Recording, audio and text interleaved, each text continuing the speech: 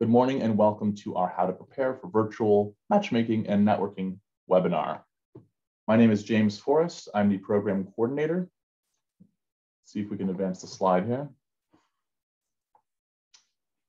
And our main presenter today is Christina Jones. She's our senior lead procurement specialist with Norcal Ptac, and you are in excellent hands with her.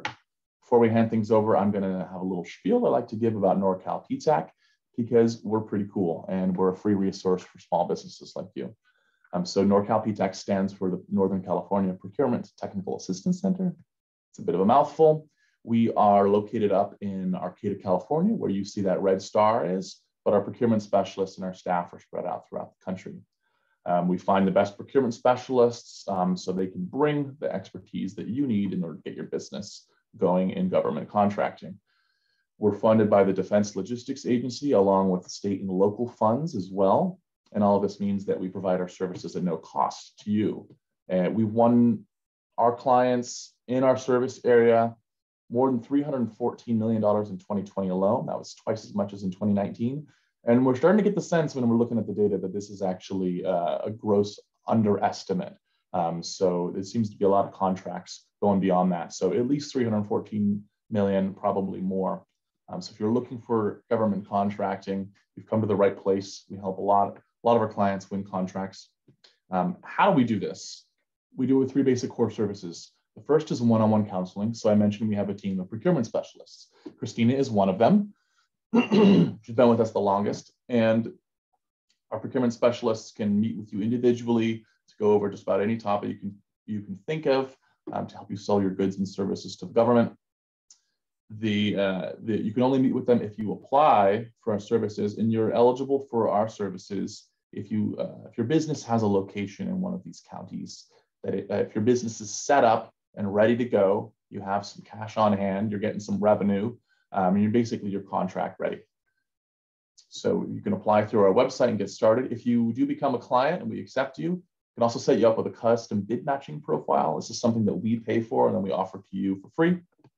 And basically what it does is you work with your procurement specialist, set some criteria of what you sell, what sort of opportunities you're interested in, and then every morning you wake up and you have a list of opportunities that match those criteria in your email inbox, and you can just click on them and get started preparing your bid right away. Helps you stay on top of those, so that's pretty neat. The third thing, of course, since you all know, because you're here today, is that we offer resources and trainings. So these are always free. These are always available for anyone to join from anywhere. So you don't have to be in our service area to join these. In fact, it seems like a lot of people are from elsewhere usually when I'm reading these out. So I'll take a look at the chat to see where other folks are from. Like I said, you can sign up at norcalptac.org there. The link will be clickable once you get these slides later today in PDF form.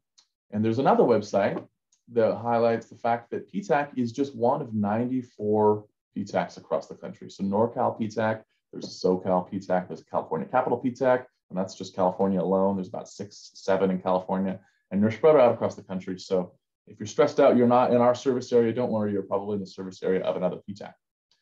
So you will get these slides, and as you can see, my contact information for the Ptac office is at the bottom of these slides here. So please take a look. And I think we are just about ready to hand things over to our main presenter, Christina Jones. As I said, she's our senior lead procurement specialist. So it should go without saying you're in excellent hands with her. Christina, go ahead and take it away. And thanks everyone for joining. Good morning, everyone. I hope you all had a good holiday weekend and ready to get back at it. It feels like Monday. I know it's Tuesday. So I think it just advances the slide just a little bit about myself. I've been consulting for over 20 years in various capacities, but over the past 13 years, working in this space, helping clients, with government contracting, and also serving as a contractor myself, providing professional services for various agencies, some like FDA, also for the state of California, for Department of VA. So those are just some examples. And also that has helped me also to kind of connect with your experience as far as trying to get contracts with the government and to succeed in contracting. So Today, we're going to talk specifically about one area of that, and that is how to prepare for a Matchmaker event. And as many of you know, we have that coming up on July 20th. And so this will help you in preparation for that event, but also the many events that are now a part of our new normal across, the nation. So the advantage being that you can attend more events without worrying about, getting on a flight or all the costs that go with attending an event live.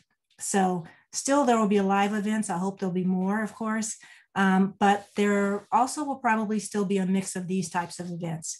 So this is just a disclosure here that what I'm presenting today is accurate to the best of my knowledge as of the time I'm presenting it. Things constantly change in government contracting. If you've been involved, you know that. If you've not, it's something that you'll quickly become aware of as far as rules, regulations, and processes and procedures. So things always change, and so we always need to kind of keep up to date on what's current. So for today, we're going to cover what to expect and what not to expect during a virtual matchmaking session. And I would say that is like the base for the most of these other bullets here.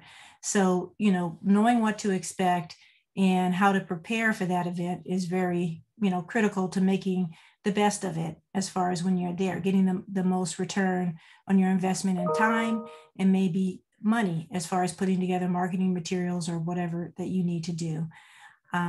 So we're going to cover that today. We'll talk a little bit about the tools that you'll need as far as a capability statement, if you have one, whether or not you should have one that's specific for a particular agency that you're planning to match with, or, will a basic one do for you, or do you need both? So we'll talk about those and networking tips and tools and some action items definitely that you should take after an event. So any event, whether it's live, in person, or virtual, you should always have action items for after that event to make the connection. So that is just, the event itself is just one point of contact or touch for you with that agency, buyer, or maybe a prime or some other person that you've met with that you think you may be interested in teaming with. So after the event almost matters more as far as what you do with it and continue to make it, move it towards an actual contract opportunity. So business matchmaking, for those of you who don't know, is very similar to like a speed dating, but for businesses. So B2B, so business to business, or B2A, so business to agency. So a lot of what you'll be doing with this event will be B2A, trying to connect with the buyers, trying to connect with what they call the small business advocates, those who advocate for small business within their departments with the government. So trying to connect with them as far as what is it that they buy and what is similar to what you buy, and how you can start developing or advance that relationship if you've already been in touch with that agency, so that in the future you can turn that into contract dollars. That's, the ultimate goal, of course. So you'll be matched, buyers and sellers will be matched together. And that's pretty much based on, if you've been on our portal for our event anyway, you'll see the NAICS codes, the North American Industry Classification System codes. And you'll also see the UNSPSC codes, which are the product service codes that the state of California recognizes. So if you complete those codes, those will basically be used as a basis for the match between you as far as what you sell and the agency as far as what they're interested in buying. So it's also just important to make sure, again, that you've updated that, or if you haven't, if you skipped over that section, you go back and make sure it's as accurate as possible before the event, to ensure the agencies receive the codes that match up with what you sell and hopefully what they buy. So this will create more leads for your business, as it mentions here. It will give you the opportunity again to match with the agencies, but also to meet primes and other contractors you think that may offer a complimentary service. Probably, possibly you want to team with them, create a complete solution. So maybe you offer janitorial services and they offer security guard services. And there's, an opportunity out there where there's a full service, a full solution that's needed. So just think about those things or opportunities you can create by networking also with those who are here as attendees of the event. So you'll be provided a time slot. And so if you've already signed up, you may have already received an invitation and a time slot for our event to meet with the buyer. And so we'll get more into that. But before we do that, let's talk about the two categories. Of course, there are, when we're talking about virtual conferences and events, kind of what we've been talking about, we're going to log onto a portal.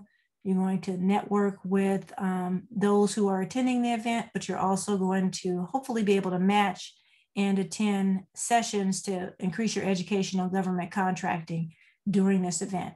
Similar to what you would do, just imagine if you're at an in-person conference where, you're starting off with an opening event, opening session, kind of introducing you to the event, kind of an overview of what we're here for today, and then moving into those matchmaking. This one is specifically just for matchmaking, but there are some short sessions that will cover some high-level overviews of what you need to know for government contracting. So you can also attend those in between your matchmaking sessions.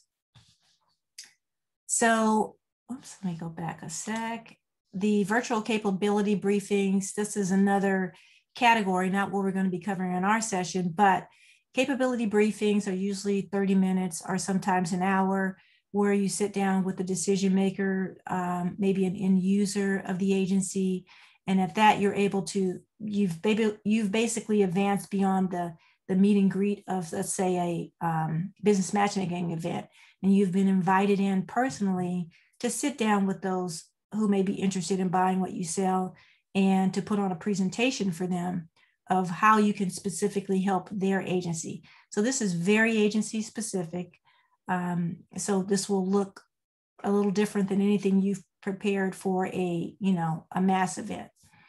So you'll be able to, again, share your need, at least 30 minutes, usually, maybe an hour, it just depends. But now those were done in person, but now there are those that are done virtually. So similar type thing as the business matchmaking, except a longer period, and it's focused just on you. So hopefully from attending a matchmaking session, you can move into that virtual capability briefing. So some things that you need to do in advance to get prepared: conduct research. So know what agencies and primes buy what you sell. And this is just true whether or not you're actually attending an event or not, just to be aware of what agencies are buying, so you target the right agencies and primes, because you can't target everyone and it's not to your benefit or good use of your time to do so. So doing that research as far as reviewing the agency forecast, looking at the state sites, the local sites as well, and seeing what it is that they buy. Sometimes on their purchasing page, they have the top items that they purchase. So trying to determine what those are, and then also looking at what they've bought in the past, of course. So if they've purchased quite a bit of a certain product or service that you sell, and you see it becoming from a particular department, then that is a department that you will want to put on your target list of agencies that, say, for instance, if they're having a representative appear at this event, that you want to make sure that you're matched with as much as possible. So doing that research so that when you do meet with the agency, is this targeted. Also, you present yourself better, right? Because you know what it is they buy and you know how you can help. So what you don't want to do is just, go in, talking about, you want to speak about yourself, of course, let them know what you do, have your elevator speech developed, but you want to also know what their need is, what are their pain points, so that you can accurately address them or speak to them in a way that they want to, what they're interested in as far as what will help solve their problem. And also showcase at that same time your expertise in solving that problem. What is your past performance? What have you done before that's similar to this work that will help kind of, ease their fears about you being a risk as far as a contractor to do business with. So that's just some of the overview. You'll get a complete overview. I'm sure there is a session on, how to prepare, not how to prepare for a matchmaker event, but it's more researching the research that goes on as far as getting prepared for any event. But that's just kind of a quick overview of things that you definitely want to do. So you'll want to review your registrations, assuming that, yes, you're registered. And I think I talk about on a previous slide, a future slide, what you should at minimum be registered for before the event. But if you're assuming that you're already registered, this is just speaking to reviewing your registrations as far as like a NAICS code, for instance, on sam.gov that you may need to add because it's now representative of something you sell, but it wasn't in the past, in the past year, and you hadn't added it to SAM. So making sure those things are updated and a reflection of what your capability statement says you sell. Same thing with Cal eProcure, but it will be a different code, a UNSPSC code.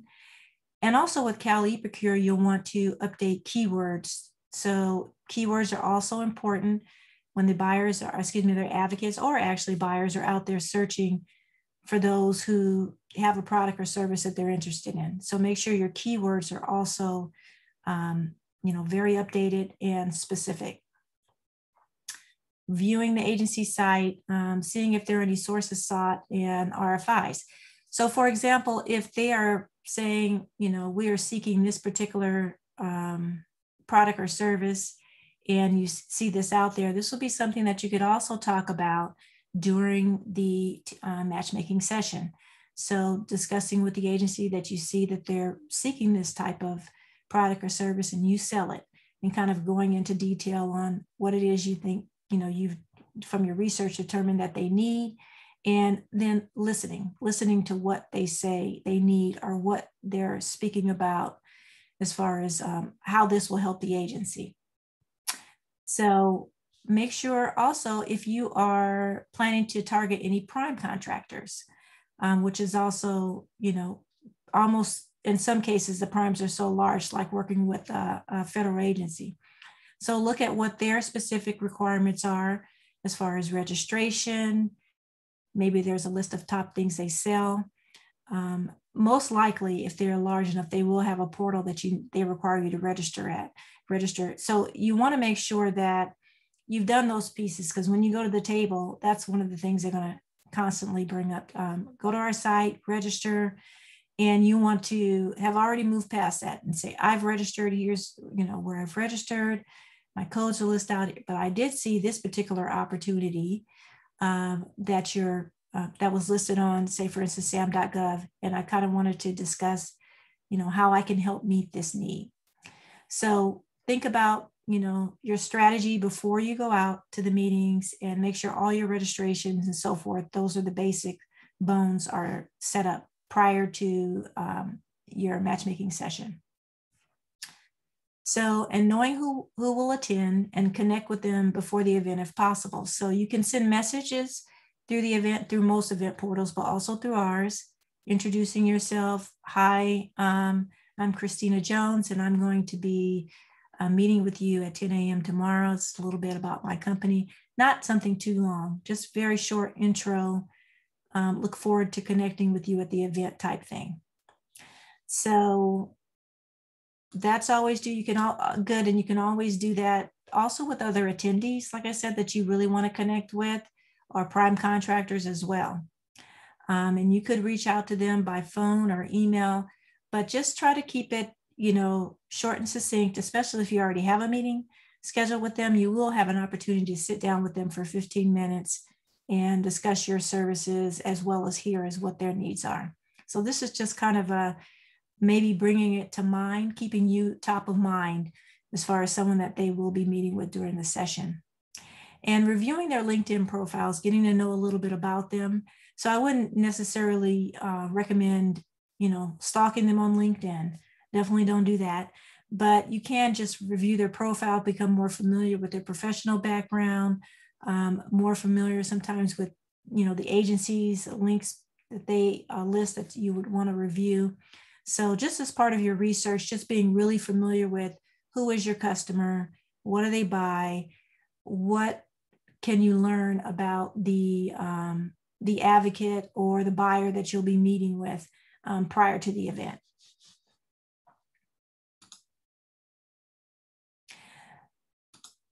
Okay, so let's talk about registrations and certifications. I kind of covered this a little bit on the last slide.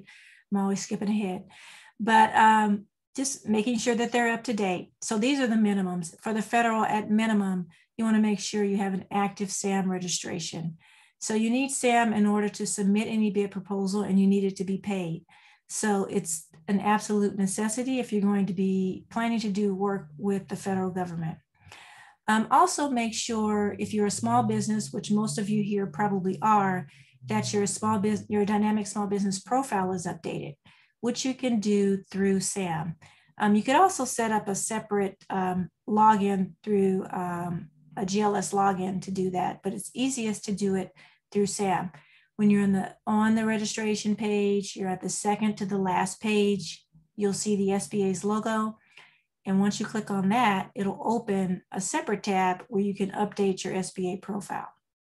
So for those of you who don't know what that is where you would list, well, first of all, information from SAM, like your NAICS codes, your basic company information populates over to the dynamic small business profile.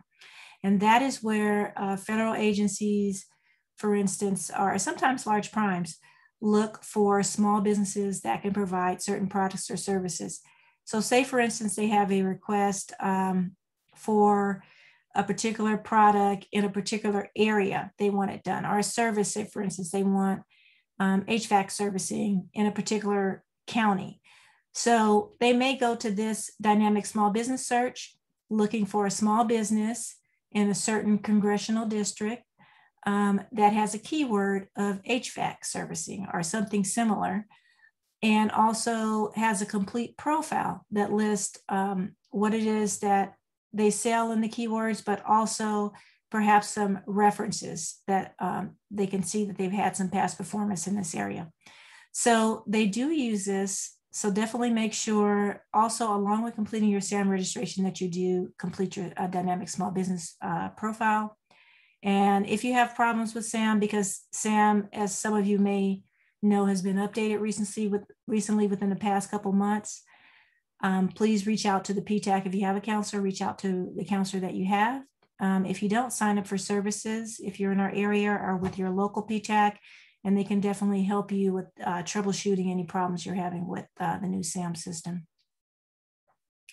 So at the state level, at minimum, and that's if you qualify, you are a California small business at minimum, and you meet the sales revenue requirement, then get certified. Definitely the state agencies are highly interested and proactive in doing business with certified small businesses for the state of California.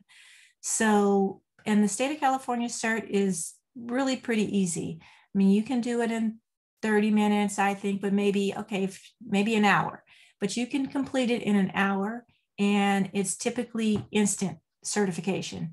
So make sure if you have not done that you get that done.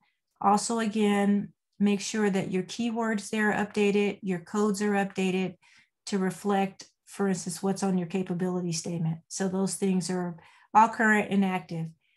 Sort of like dynamic small business search on the state side, the small business advocates and buyers do go out and search for local companies when they're looking to meet a certain need, a small procurement that they don't want to put out a full bid for. Maybe it's under the small business the small business, what I'm saying, $249,999 or less. So basically, if there are opportunities that are under that, the small business first policy is what I'm referring to.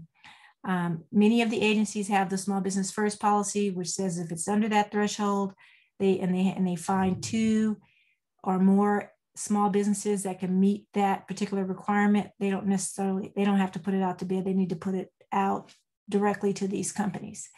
So another good reason to have your small business profile on the state of California's Cal eProcure site up to date with the most current keywords and with the most current codes.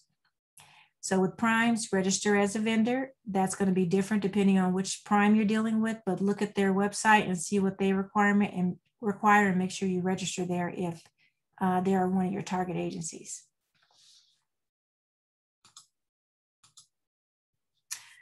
So discuss strategy with your Ptac counselor like me or one of the other counselors here on staff. So learn more about your customers. Sometimes we know different things about different agencies, about what their nuances are, or we can also help you research that. And just in general, conducting research. So conduct research to your best of your ability by going to the main sites, for instance, looking at usaspending.gov for the federal or federal procurement data system, also for federal government opportunities. In Cal eProcure, looking at the fiscal section of that portal, where it will show you past purchases, and also looking at this particular agency site where they may have, like I say, a listing of, more specifically, these are the top 10 things we sell. And then also with the state of California, there's a dashboard which shows like the top UNSPSC codes, the top sales for, small business, disabled veteran business enterprise. So just kind of be familiar with those things and try as much as possible to match those up with what you sell. And then definitely review and or update your capability statement. It's always good to take a fresh look at your capability statement before an event to make sure that it accurately reflects what you're currently selling, and also includes any updated past performance, for example. Maybe since the last time you've done it, you've gotten a large contract, or you've gotten a contract, even if it's not large, that's very specific to what this agency is purchasing, or what the agencies that you're going to meet with at the matchmaking are purchasing. So you may want to update that with those new new past performance that you've retained, or also reorder it. So maybe you want to bring it to the to the top because it's just most relevant to the buyers that are going to be at this event. So always review, update your capability statement, check your codes, make sure your contact information is up to date and easily found. A lot of times that's, I like to put that at the right-hand side or the left, but definitely at some place at the top. You may want to have it at the bottom as well, but you want it at the top so they can easily find that, because they're going to be scanning these. They're going to be meeting with many companies and taking home, potentially a stack of capability statements. You want to make sure that yours not only stands out, it's easy to, to follow and read and pick off the key information that they would be looking for. So during our sessions, like if you meet with the Ptac counselor, we can discover your top meet and greets and discuss the pitch. So when we look at the list of everyone who's going to be there, we can look at who you should really focus on meeting with from who's going to be attending the event, and discuss how your pitch may look different depending on what the agency that you're meeting with. And not different as far as necessarily your capabilities, but your focus as far as how you can help the agency. Other things to do. So before the event, try to troubleshoot, I'm sure you've heard this before, the platform to make sure that it's going to be easy for you to connect, so you don't, for some reason end up being late for instance, your matchmaking session. You want to make sure you make a good impression and that everything flows smoothly. If there are any pre-conference trainings like this one, attend those that are relevant to you. I mean, maybe there are some things that you're already really versed on and so no need to attend those. But if there are things you want to get tips on, like, for instance, how a more in-depth coverage of how to update my capability statement will be one of the sessions, then perhaps attend that session also to just get some tips on maybe things that you didn't think about as far as how to update your capability statement and make sure it's, you put your best foot forward for this event or any event that you go to for that matter. So on our portal, and you'll see this on pretty much any virtual event that you attend, you'll be able to add your professional picture, a company background, add your capability statement there. And when you add those things, make sure for some reason, if you registered, you already added your capability statement and company background. But after that, you've met with a Ptac counselor, for example, or you've had a change in what you're offering. Make sure that is the most up-to-date information. You can go back and edit before the event. So at the event time, everything is, most up-to-date, most current, and just, put your best foot forward. So make sure that's part of what you do, and research and send connection requests to other attendees. So again, if there's someone you would like to connect with, maybe partner with, here's an opportunity for you to reach out to them in advance and kind of, make a connection in advance. So hopefully you can continue the conversation during the event and after the event. So at the event, the exhibitor booths, it's kind of like if you're at an in-person event, except they're, virtual, just imagine like virtual chat rooms. So where the exhibitors would be, sometimes they're there, they have their full, like they're at an actual physical event where they have their banner up behind them, just as they would if you were to walk up to their table at an in-person event. And you're able to, connect with them, exchange like digital media. For instance, you may want to exchange your capability statement as well during the event. So you're able to do that. You can, ask questions. Just imagine you were at any event, whether it be a business event or a personal event where they had exhibitor booths, and you were able to walk up, ask questions, engage with, the person that's there that's running the booth. And also you can just kind of, again, walk around virtually, engage with others. So make sure that you are, prepared for the virtual experience to make sure that it's as seamless for you and that you're able to get your questions answered. So kind of think about before, as you would if you were walking up to an actual event, an actual table at an event. Think about what types of questions you want to be sure to get answered, because you're going to have a short time. So think about those things so that you make sure that you get the most from this event, and also capture those things that, for instance, a buyer, the advocate told you that you may want to use as part of your follow-up email to that particular person. We met at this particular event and we discussed this, something brief about so that they will recall speaking with you, and it just provides an opening for you when you're trying to connect with them after the event. So we are having a virtual mixer at the end of the event. So attend the virtual mixer, see if there are others, again, besides buyers or advocates. I'm not sure if they would come, but if they would come, of course, that would be great. But also others that you met at the event or would like to just network with is a good spot for you to do that in a virtual environment. So consider, if you have time, attending that towards the end of the event. So panels and roundtables, for example, we are having a virtual panel for the state of California and local agencies on the 8th. So that's an opportunity to, get a good understanding of what the agencies are offering. They'll all be giving, for instance, an overview of what it is that they are interested in procuring, how to do business with them. And I've kind of crafted some good questions as, someone who's been in the contracting community or is in the contracting community, as far as things that you would want to know.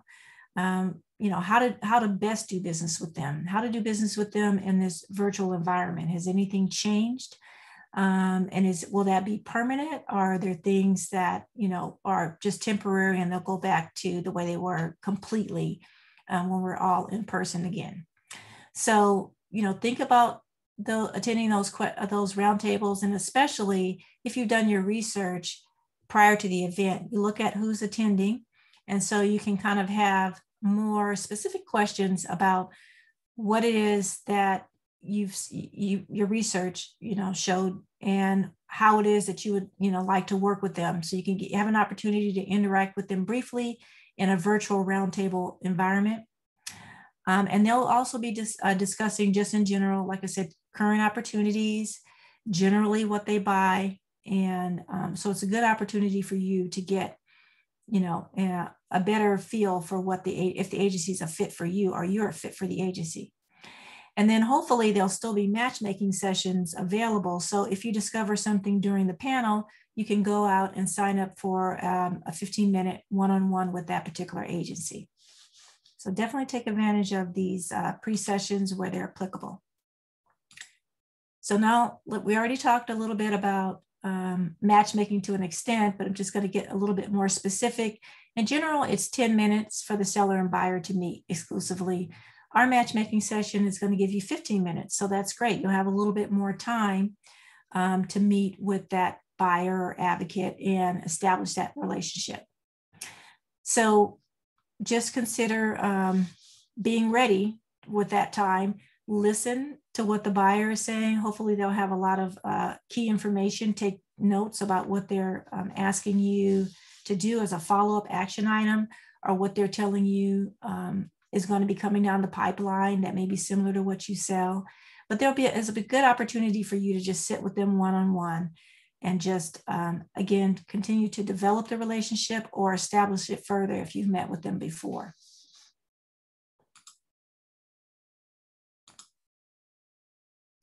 So you'll be in a virtual chat room, basically, and you'll have an opportunity, just as you would if you sat down for a brief business interview, to introduce your company and also to listen, to learn about the agency or the prime contractor.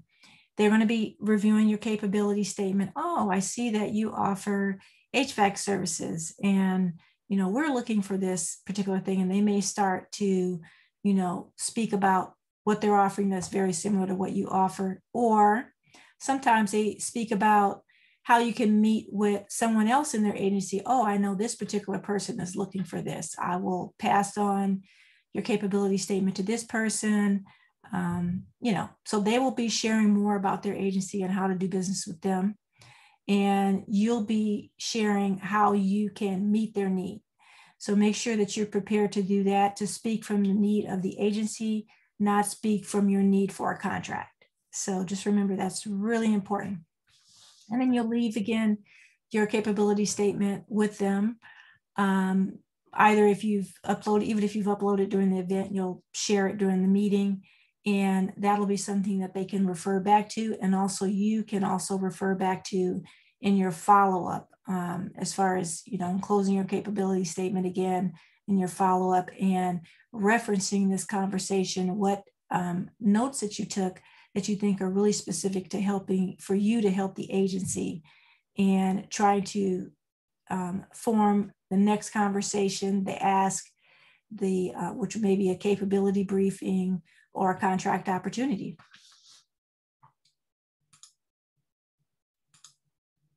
So don't expect more than 10 minutes, just in general. We're talking generally, virtual business matchmakings in general. So expect 10 minutes. If you get more, awesome. A contract award is something that you shouldn't expect. This is usually like a place where it's sort of a warm sales call, would you say, so to speak, because they're expecting you, and of course you're there to make a connection and start moving towards a contract award.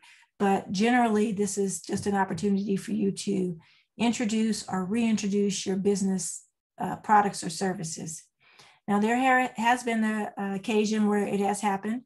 I was at a matchmaking event a few years back, and a client of mine was on a schedule, a GSA schedule, and she had not met the sales goal. So she'd not met the $25,000 per year, and for a couple of years, and she was about to lose her contract. So again, she was able to meet with one of the buyers at the session and was able to secure a contract that allowed her to stay on schedule. Now, I'm not saying that this was her first meet with them. So again, back to the whole purpose of business matchmaking. She had multiple touches, with this particular agency, and this final touch she had at this business matchmaking event did lead to a contract. So again, not necessarily common, but it can happen. So you should always be prepared for anything as far as, being able to perform on a contract if there is something, or be able to, commit to a contract if it's something that you think that you can do. So you can make a presentation, a full presentation, whatever 10 minutes can, allow for. But hopefully you can, if this will lead you to really be a more robust presentation, which will be like a 30-minute capability briefing type thing. So hopefully this will lead to that. And then expect the buyer to guide you on how you can add value to an extent. Don't expect them to guide you on how to add value, I'm sorry. But they may actually do this. They may actually, depending on the buyer and their personality, may want to guide you. But in general, don't expect that. Expect to explain to them how you can meet their need and how you can add value to the agency. So, and definitely listen more than you talk. So once you give your overview, let the buyer or the advocate speak about how they see your product or service as a fit. And also they may have questions about your capability statement. They may look at a particular past performance that's of interest to them and say, oh, well, tell me more about that. But kind of interact with them where they have a moment to explain what it is they need and speak to whatever that may not have been listed, for instance, on, this particular agency buys XYZ, but by seeing your capability statement, it may draw some other things that they need that they think that you could provide. So make sure you listen and take very good notes on what it is that they offer and how you can really help the agency. So we've talked quite a bit about the capability statement, but this is just, really an overview. And I guess the biggest point to take from this slide is the audience. So consider the audience if, again, you are meeting with a particular agency that has a very specific need, you've done research, or perhaps you have made multiple touches with this agency. So you want to design something specific for them because you're thinking maybe this particular event will be the one to get closer to closing the deal. So you really want to make a specific capability statement for them. But if you're relatively new and, you want to make sure you have a capability statement at least that covers those for the unexpected, meaning it has all your codes. It has your, your NAICS codes and your UNSPSC codes if you're, going for state and federal business. And that said, sometimes companies like to definitely just separate those and have two separate CAPE statements, primarily because they can't fit all of the information on one. But if you can, say for instance, you're relatively new and you can fit all of the information on one, it just makes it easier so that you don't end up handing the wrong capability statement to the wrong agency. You have everything there that they need, kind of an overview. And then on the side, you could have, of course, one that's more specific for a particular agency that you really want to hone in on this particular product or service that that you can meet and that they need. So I talked a little about this before about reordering based on agency needs. This is if you have a specific capability statement, or also you may want to add for a particular agency something that's really specific, showing like, time that you performed, the period of performance, the contract award. You might even want to have contact information for that as a reference for that particular agency. So it just depends on, what is your familiarity with this agency or them with you, and whether or not you really are sitting down as kind of like a follow-up session. This is a 10-minute session, but for you, it's going to operate more like a capability briefing because this agency is very familiar with you. So those are just some, there may be some agencies that are really new to you, but you just feel that you need to make something very specific because this is just the ultimate opportunity. Then, of course, do it there as well. So there's no hard and fast rule as far as, whether or not you should have a supplemental one or not. But just, know your audience. Again, that'll come by research and also, meeting with your Ptac counselor and getting some feedback as far as what you're providing and what the agency is selling. And if you're going to include things like testimonials and bios, usually you put those on the back. So some agencies will look at front and back, and some agencies will say, we'll only look at the front. So, my advice is to always put anything that's absolutely key on the front. Don't allow past performance to go on the second page, because that's absolutely key. So anything that's like, maybe you have a long list of products that you offer that you'd like to know that they're there, and maybe during the meeting you'll be able to flip over and kind of show that. But I wouldn't want that to be on the front and the NAICS codes to be on the back, for example. So just think of those things, because agencies can vary as far as how they want to see information, but there are some standard things that they do want to see. So there is a template here. If you click on this link, you will receive the slides that you can use as a starter, but there's also a lot of great examples out there on the internet. And also, of course, if you meet with your Ptac counselor, we could provide feedback on anything you put together before the event. So nationwide networking, attend virtual events, like I mentioned. Now that there's so many virtual events, I mean, it really opens up the door for you to find opportunities and, places that you weren't able to attend. Maybe you always wanted to go to, the OSDBU conference in DC, which is past now, but say, for instance, an event like that, you might have an opportunity to attend in, virtually, and get to sit down during their virtual matchmaking sessions and talk with the buyers. So think about, all of the different events that you could attend, that you could add to your list of events that you attend because they're virtual. And then also look at industry specific events. So, perhaps, there's like a CalCon or some event that you want to attend that's specific to construction. Make sure that you're looking out to see if it's not going to be in person, or maybe they have an option for in person or virtual and you can't attend in person. So make sure you just, take a look out there, get some more opportunities for you to make that touch with agencies and primes. So some general tips: make sure you log on to the platform early. And we kind of discussed this, in a previous slide, just to make sure technology is working as you expect. As you know, there are always hiccups here and there. Make sure your profile is complete, that you go back to update it if anything has changed or you haven't really completed the profile. Maybe you just did, just the minimum in order to get registered. Go back before the event and make sure your profile is really complete. So making sure you have maybe you're seasoned and you don't need to write out an elevator speech, but making sure that you have a good idea of what you're going to present.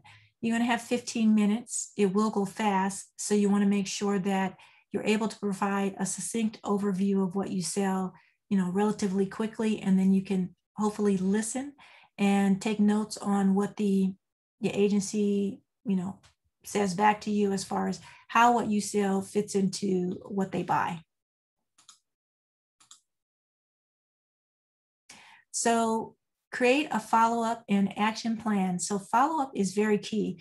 I mentioned earlier that, follow-up is going to be a good part of what you want to make sure that you do well. You want to do well, of course, on first impression, but you want to make sure you create that follow-up plan that continues the conversation, which hopefully leads to a contract. So if you, make the greatest first impression at the event, you have an awesome capability statement, but you only follow up once, or maybe you don't follow up, or maybe you follow up twice and this agency requires more follow-up, then, having a plan established up front as far as how often you're going to follow up, and how is that going to be something that you're going to set up that's relatively automated, or is it going to be a phone call, kind of getting, and that's something also you can gauge during your meeting with the buyer or the advocate. What is their tolerance for, follow-ups. If I follow up with you once a week, are you going to be annoyed? I mean, don't say that, but, thinking of it from that perspective, as far as what are their expectations about follow-up is a good question, something to ask. And on wait and listen, and also, see what you observe as far as body language, as far as what's appropriate for you to follow up with this particular agency. And then take the actions based on what you learned. For instance, registration on the agency site. I would hope you've done your research first and you've already done this piece, but if you haven't, or maybe you discover an agency during the event and, you come across one that, you really would like to do business with, then of course, do this as a follow-up. And then prepare for the opportunities identified. So maybe there's something on the forecast that says it's not going to be solicited and you're not going to put it out for bid until a year in advance. But up until that time, you're going to be marketing to this particular agency, or if you have a specific contact or contracting officer, you're going to be marketing as much as you can. That's appropriate, again, and meets what they're comfortable with, so that they can know you when the solicitation comes out, or if they end up putting out a request for information, that they may even send it to you directly and say, please respond to this. So just getting prepared and creating a follow-up, and as it mentions here, an action plan based on what occurs during the meeting. And then following up with any primes is the same as following up with an agency, the same as far as establishing tolerances, also looking at what's required as far as registration, making sure that you complete all of those things. And then the same thing with teaming partners. Well, teaming partners won't have signups, things of that nature, registrations, but following up with them, creating a follow-up plan as far as how often you should follow up with them. Maybe you can schedule a quick meeting, just have an ask for, coffee or something with a teaming partner. Those are more informal, but also you should still have a plan on connecting with them and moving that from, an idea to actually, a teaming opportunity that you can go after some work together on. All right, so that's it for my presentation. And here are some upcoming events, and I'm going to turn it over to James. All right, so we do have some time for a Q&A now. Before you guys leave, I want to remind you that when you leave, there's going to be a survey that should pop up on the screen. You can go ahead and click on that and let us know how you felt about today. You can do it anonymously if you'd like. It means a lot for us for bettering our services, and it means a lot to our funder as well. This is the first webinar in a 4-part webinar series that's leading up to our biggest event of the year. As you may have heard Christina mention, we're having this Matchmaker. So tomorrow, some of you are already asking about how to do a capability statement, statement qualifications, whatever you call it. We're having a whole webinar on tomorrow with Danny and Lenny Bean. It's going to be very informative. Like this one, it's free, and it also starts at 10 a.m. Then on Thursday, we're going to have one about doing business with state and local agencies. And we're going to follow it up with one about federal agencies next Thursday. So please take a look at these if you're interested. And if you haven't already, go ahead and register for the Norcal Gov2Biz Matchmaker. It is free, but it require a bit of effort to set up your profile. So you might want to get started now while there's still meetings. You can find all of these events and more. We already have August all scheduled through, and even September ones on our calendar. All right, let's see about questions here. Christina, if you go to the next slide. Thematic continuity. Okay, it looks like we have 2 questions, and just a reminder, you can put your questions in the Q&A, type them in, and then we can see them and read them out loud. All right, Catherine Hedges is saying, if my service would be useful for organizers of virtual conferences, how do you market to them? So that's a marketing question. Mm-hmm. Well, it's also, it's a service that's offered just as any other service, I guess, to a government agency, or also if it's a virtual conference organizer that is, a large company that works with the government, then you would be considered like a subcontractor to them. So again, it will be whatever their process is. If they have a portal where you need to sign up for, as a vendor with them, or if they have a supplier diversity department where you would, meet with a particular contact. but it's a service that the government purchases directly. So it doesn't necessarily have to be someone who is an organizer. That's one route as a subcontractor, but it could be as a direct contractor to the government for conference planning services, for example. All right, thanks. An anonymous attendee is asking, I'm new to government contracting. Is there a starter location? So can you provide names and links to sites and steps example certification? Well, this is what we do. Right. So you could, of course, sign up for services with the Ptac here. You see our web or links here for the Norcal Ptac if you're in our service area, or if you're outside of our service area, the aptac.us.org, find a Ptac, you can find your local Ptac. And that's exactly what we would do, is to help you figure out where you should start, who buys what you sell, what are the basic certifications that you should consider getting registered or certified as. Something else you could do before you do that, or if you're outside of our service area and you're just interested in learning more and just like an overview, is go to our website, norcalptac.org, click on the resources tab, and then all of our webinars that we've done, the webinar as well as the audio for the past couple of years anyway, are on this site. And there's definitely a couple there that are how to do business with the government, starter type webinars. So you could review those. There are links and steps and so forth on those webinars as an overview. But again, follow up with the Ptac for specific assistance for your company. Yeah, I put our website in the chat there, and absolutely there are literally dozens and dozens of hour-plus long webinars on all these topics. So it's kind of an invaluable resource. Everything we do, we post. We want to help out everybody. Looks like we got a question in the chat. Let's see if I can track it down. If you have any more questions, please put them in the Q&A. It's a little easier to track. Okay, the question is, if we're new and we got registered, do we need money in our account before getting contracts? That's a good question. Well, you should have access to capital at least, because if you get a contract, you will have to more than likely wait to be paid. I mean, I've seen a very few where you've been able to be paid up front, very, very few. But for the most part, you're going to have to wait 30 to 45 days to be paid, and you'll have to deliver the product or service up front. So, and that payment will become 30 to 45 days, for example, from the date of a proper invoice after it's delivered. So just, considering what you need there in order to get started. If you don't have a lot of funds, consider partnering or subcontracting with someone who's going to be basically providing that overhead, and you'll be providing the product or service. So that's really the way I would approach it. I do recommend, I guess the short answer is I do recommend you have some capital to start, because you will need to wait to be paid.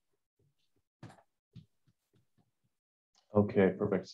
So we got some more questions coming in. It is 11 now, so you guys are welcome to leave. We just want to thank you if you are taking off, but these questions may be useful for everybody.